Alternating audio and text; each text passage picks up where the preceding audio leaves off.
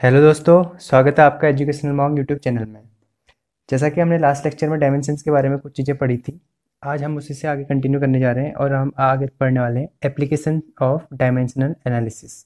ठीक है, application of dimensional analysis, यहाँ हम वेरियस टाइप के एप्लीकेशंस पढ़ने वाले हैं डायमेंशनल एनालिसिस के। मतलब कि हमें क्या करना है, इसके यूजेस के बारे में पढ़ना है। Basically applications of dimensional analysis और कुछ नहीं है, हमें डायमेंशनल एनालिसिस का यूज किस तरीके से किया जाता है उसके बारे में हम कुछ चीज़ें देखने वाले हैं। ठीक है, तो इसके बारे में जो जो एप्लीकेशन, हम इसका यूज कहाँ कहाँ करते हैं, ठीक है, अब उसको समझते हैं। सबसे पहले तो इसके तीन तरीके के बेसिक यूज हैं, ठीक है, उनके बारे में हमें पढ़ना है। तो सबसे पहला यूज क्या है? सबसे पहला यूज है हमारा to check the correctness of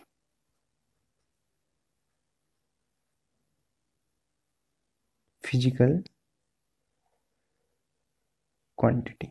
ठीक है, तो सबसे पहले क्या करेंगे, हम किसी फिजिकल क्वांटिटी की करेक्टनेस को चेक करेंगे। ठीक है, इसी को बोला जाता है, इसी का दूसरा नाम है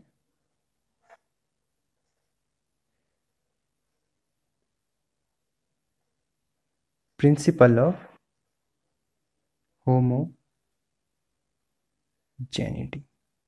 ठीक है, to check the correctness of physical quantity या प्रिंसिपल ऑफ होमोजेनिटी, मतलब हमें यहाँ क्या करना है, जो भी फिजिकल क्वांटिटी दे रखी हैं उनकी हम क्या करेंगे, करेक्टनेस चेक करेंगे। मतलब कि वो क्वांटिटीज हमारी करेक्ट है या नहीं है, हम उसके बारे में पता करेंगे। ठीक है, तो फर्स्ट ये करना है। सेकंड सेकंड एप्लीकेशन क्या है, अभी इनके बारे में डिटेल में पढ़ेंगे। ठीक है, अभी मैं जस्ट इनको बारे में बता दे रहा हूँ।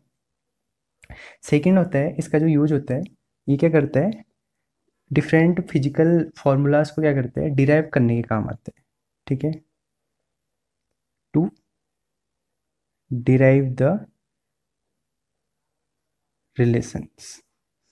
ठीक है, to derive the relation between physical quantities. ठीक है, मतलब कि फिजिकल क्वांटिटीज के बीच में क्या रिलेशंस को डिराइव करने के काम आता है। ठीक है, अभी उसको भी देखेंगे हम। ठीक है, और इसका जो थर्ड यूज है, ठीक है, वैसे तो बहुत सारे यूज हैं, बेसिकली जो पढ़ने हैं उनके बारे में बता रहा हूँ। ठीक है, तो क्या थर्ड यूज जो है ये क्या है, to change the system of units. To change the system of units from one system to another.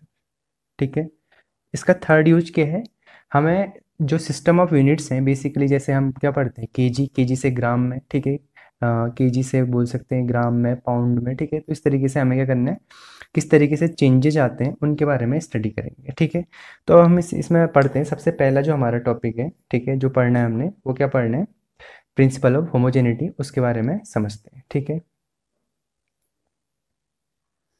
तो जो हमने सबसे पहले पढ़ना है, जो हमारा पहला एप्लीकेशन है,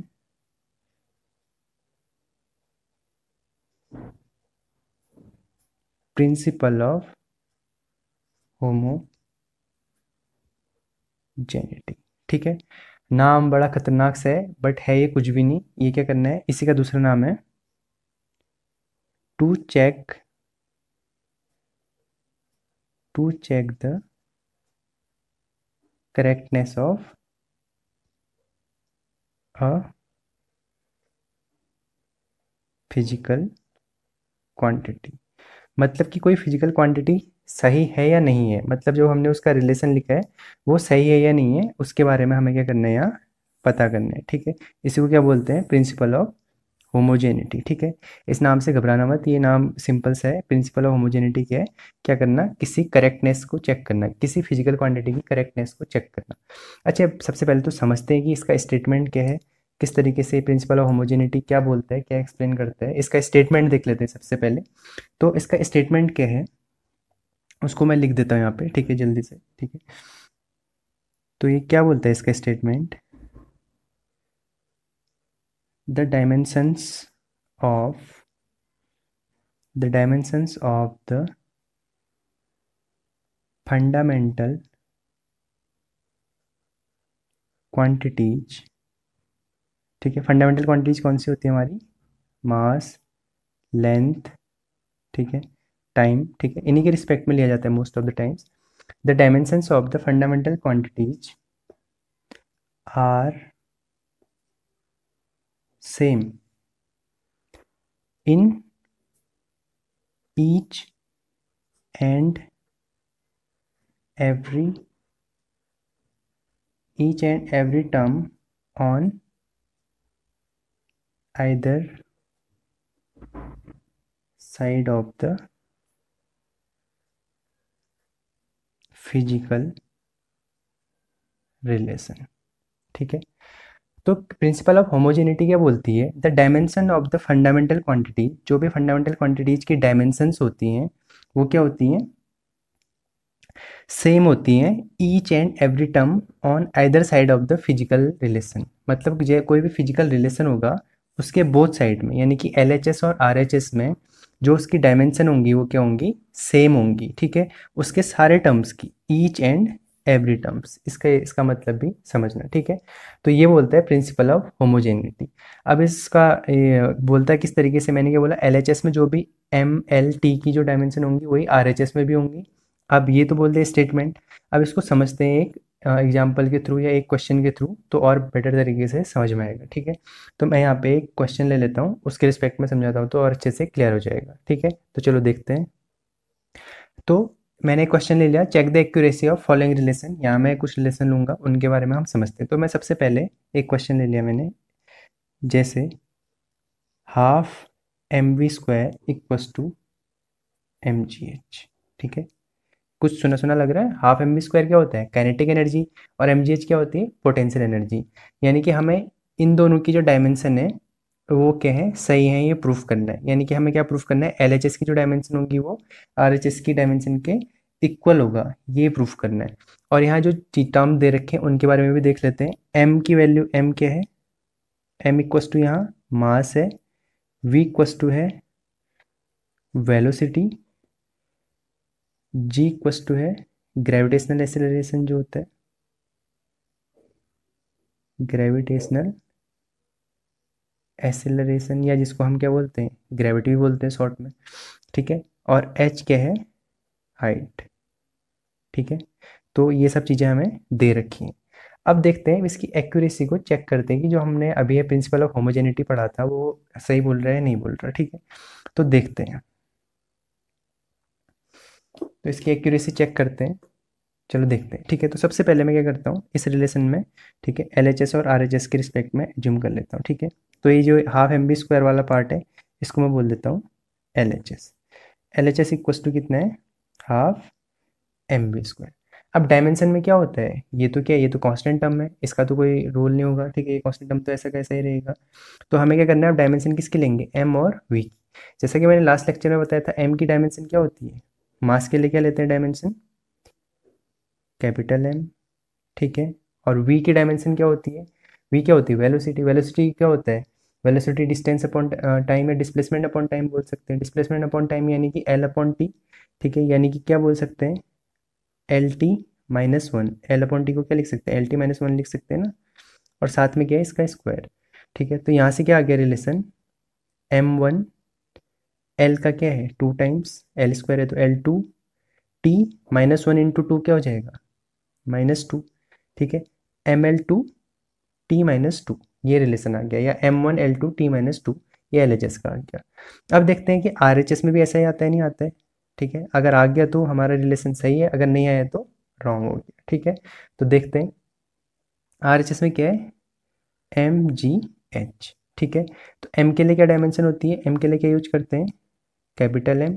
जी क्या है? Gravitational acceleration. एसिलरेशन क्या होता है? वेलोसिटी अपॉन टाइम, यानी कि जो एल टी माइनस वन में अपॉन टी हो जाएगा तो ऊपर आगे क्या हो जाएगा? L T minus two. तो जी की डायमेंशन क्या हो जाएगी? L T minus to. और हाइट, हाइट क्या होती है? हाइट तो लेंथ ही तो होती है एक तरीके से, तो इसको क्या वो लिख सकते हैं? एल। ठीक है, तो यहाँ से क्या मिल गया? एम एल एल, यानी कि एल स्क्वायर एल टू हो गया और टी माइनस टू, तो एम तो वही रहा एम वन। ठीक है, M one L two T minus two. अब देखो आप एल एच एस और आर एच एस को, M one L two T minus two, M one L two T minus two, यानी कि क्या आ गया? L H S equals to R H S आ गया। मतलब प्रिंसिपल ऑफ होमोजेनिटी ने जो बोला था वो क्या है? सही है। ठीक है, L H S equals to R H S हो गया। तो हेंस दिस रिलेशन इज या गिवन रिलेशन इज करेक्ट, ठीक है, ऐसे लिख भी देंगे, hence given relation is correct, ठीक है, सिंपल सा, ठीक है। इस तरीके से हमने क्या करनी है, डायमेंशन का हमने जो पहली प्रॉपर्टी पढ़ी उसका हमने क्या करा, एक्यूरेसी चेक कर ली, मतलब ये रिलेशन हमारा सही है। ऐसे में एक और एग्जांपल लेता हूँ, ठीक है, तो और अच्छे से क्लियर हो जाएगा, ठीक है। तो मैं दूसरा एक और क्वेश्चन ले लेता हूँ, ठीक है। इस क्वेश्चन में क्या है, हमें प्रूफ करना है torque tau equals to I into alpha, ठीक है। यहाँ टाउ क्या है, ये इस सिंबल को बोलते हैं टाउ, ये टॉर्क है, ये आई होता है, यहाँ आई होता है मोमेंट ऑफ इनर्शिया, ठीक है। आगे हम पढ़ेंगे, आप ये अजीब से सिंबल देख के घबराना नहीं, ठीक है, इनको हमें आगे पढ़ना है डिटेल में, ठीक है। और अल्फा क्या होता है, अल्फा होता है एंगुलर एसिलरेशन, ठीक है। अब देखते हैं इसकी एक्यूरेसी को हम चेक करते हैं, ठीक है। तो इसमें देखते हैं हम ये रिलेशन सही है या नहीं है, उसको चेक करते हैं। तो इसको चेक करने के लिए भी क्या करेंगे, वही L H S R H S वाला कॉन्सेप्ट यूज करेंगे, ठीक है। तो देखते हैं सबसे पहले L H S, L H S में क्या है, टाउ, ठीक है। अब टाउ क्या होता है, टाउ होता है हमारा टॉर्क, टॉर्क यानी कि एक तरीका क्या होता है, फोर्स ही होता है, लेकिन क्या, एंगुलर मोशन में, ठीक है। आगे हमने इसके बारे में बहुत डिटेल में पढ़ना है, ठीक है। अभी जैसे इतना समझ लीजिए, तो टाउ की वैल्यू होती है, ये होती है force into perpendicular distance, force into perpendicular distance. अच्छा, अब फोर्स की क्या होती है, एफ, ठीक है, फोर्स को एफ से डिनोट करते हैं, और परपेंडिकुलर डिस्टेंस क्या हो गई, लेंथ ही होगी ना, एल ही बोल सकते हैं, ठीक है। तो एफ की यूनिट क्या होती है, एफ की यूनिट मैंने आपको याद करने को भी बोला था, नहीं याद है तो आप याद करिए, ठीक है, ये बहुत ज़्यादा इंपॉर्टेंट है, इसी से बहुत सारे लिंक्ड होते हैं। तो एफ की डायरेक्ट आपको याद रखनी है mlt-2, ठीक है। और निकाली कैसे है, एफ क्या होता है, मास इंटू एसिलेशन, मास की क्या होती है एम, एसिलेशन की अभी हमने जी की देखी थी LT-2, ठीक है, तो वही है। और एल की डिस्टेंस की क्या होगी, एल, तो यहाँ से क्या मिल गई हमें, इसकी डायमेंशन क्या मिली, ml/t-2, ठीक है। ये क्या आ गया हमारा, टॉर्क आ गया, ठीक है। ml/t-2 हमारा टॉर्क आ गया। अब तो देखते हैं, ये तो LHS का पार्ट हो गया, अब देखते हैं RHS में भी ऐसा ही आ रहा, तो उसको चेक करते हैं। RHS में क्या है, आई इंटू एल्फा। अच्छा, इसमें जो आई होता है, आई इक्वस टू होता है एम इंटू आर स्क्वायर, यानी कि मास इंटू क्या होता है, मास इंटू रेडियस का स्क्वायर, ठीक है। ये क्या होता है, मोमेंट ऑफ इनर्शिया होता है, ठीक है। और एल्फा, एल्फा की वैल्यू क्या होती है, एल्फा होता है, ये एंगुलर क्या है, एंगुलर एंगुलर एक्सीलरेशन है, ठीक है। एंगुलर एक्सीलरेशन होता है angle upon time square, angle upon time square, ठीक है। आपको इसके बारे में नहीं पता है तो मैंने इस तरीके से बता दिया, ठीक है, तो कोई दिक्कत नहीं। तो आई, ठीक है, इसके बारे में थोड़ा सा बता भी देता हूँ। मोमेंट ऑफ इनर्शिया क्या होता है, कोई एक्सिस है, ठीक है, जैसे लेट अस सपोज ये कोई एक्सिस है, इसके अराउंड क्या कर रहे हैं, किसी ऑब्जेक्ट को हम क्या करते हैं, एक रस्सी को बांध दें और उसमें क्या लगते हैं, मास लटका दें। तो अगर इसके अराउंड क्या होगा, इस तरीके से इसके अराउंड क्या होगा, इसके अराउंड इस तरीके से घूमेगा, तो इसके चारों तरफ, तो उसमें क्या होगा, हमें ऐसे उसमें उस कंडीशन में वहाँ पे क्या हो जाएगा, मोमेंट ऑफ इनर्शिया जनरेट हो जाएगा। और ये एंगुलर एक्सीलरेशन यानी कि किसी सर्कुलर पाथ में जो एक्सीलरेशन होता है उसे एंगुलर एक्सीलरेशन बोलते हैं। अब देखते हैं फटाफट से इनकी डायमेंशन देख लेते हैं। मास की क्या होती है एम, रेडियस की क्या होती है लेंथ, यानी कि क्या हो जाएगा ml/2, ठीक है, यहाँ से मिल गई। अच्छा, एंगल, एंगल की क्या होती है डायमेंशन, एंगल तो डायमेंशन लेस होता है, जैसा कि हमने लास्ट लेक्चर में मैंने बताया भी था एंगल का निकाल के, ठीक है। एंगल क्या होता है, डायमेंशन लेस होता है, डायमेंशन लेस होता है तो इसकी जगह तो कुछ होगा नहीं, वन हो गया। टाइम की क्या होती है टी स्क्वायर, ठीक है, ये टी स्क्वायर ऊपर जाएगा तो क्या होगा, t-2 हो जाएगा। तो यहाँ से क्या मिला हमें, ml/t-2, यानी कि क्या मिला, जो LHS है वही RHS के बराबर है। मतलब यहाँ भी हमने करेक्टनेस चेक कर ली, मतलब हमने जो इक्वेशन लिखी थी वो क्या है, करेक्ट है, ठीक है। यही देखना था हमें, ठीक है। तो ये हमारा क्या हो गया, फर्स्ट एप्लीकेशन, इस तरीके से हमने क्या कर लिया, देख लिया, ठीक है। अब इसका देखते हैं सेकेंड एप्लीकेशन के बारे में, ठीक है। अच्छा, अब देखिए आगे हम देखेंगे इसके सेकेंड एप्लीकेशन के बारे में, तो उससे पहले मैं आपको इसमें ही एक ट्राई करने के लिए क्वेश्चन दे देता हूँ, ठीक है। थर्ड क्वेश्चन में दे देता हूँ, जैसे मैं lambda equals to H upon M V, ठीक है। इसे आप खुद से ट्राई करना, इसकी डायमेंशन निकालने की कोशिश करना, ठीक है। इसमें लैम्डा क्या होता है, लैम्डा होती है वेवलेंथ, ठीक है। मैं थोड़ा सा हिंट दे देता हूँ, आप ट्राई करना, इजी इजी सा है, ठीक है। तो वेवलेंथ क्या, लेंथ ही है, तो इसकी डायमेंशन क्या होगी, एल हो जाएगी, ठीक है। एच होता है प्लैंक कांस्टेंट, ठीक है। इसकी डायमेंशन क्या होती है 1, यानी कि डायमेंशन लेस होता है, इसकी जगह कुछ नहीं भी होगा, ठीक है। एम क्या हो गया, एम तो पता है आपको, मास, ठीक है। तो इसकी क्या हो गई एम। वी क्या हो गई, वेलोसिटी, ठीक है।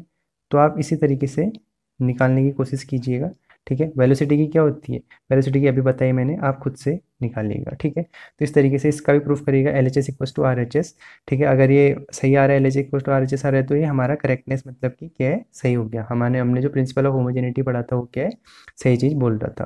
प्रिंसिपल ऑफ होमोजेनिटी क्या बोल रहा था, मैं दोबारा से रिकॉल करा देता हूँ। जो हमारा क्या होती है, लेफ्ट हैंड साइड में जो भी हमारी यूनिट्स आती हैं, वो सेम यूनिट्स सेम पावर के साथ में राइट हैंड साइड में भी आती हैं किसी फिजिकल क्वांटिटी के लिए, ठीक है।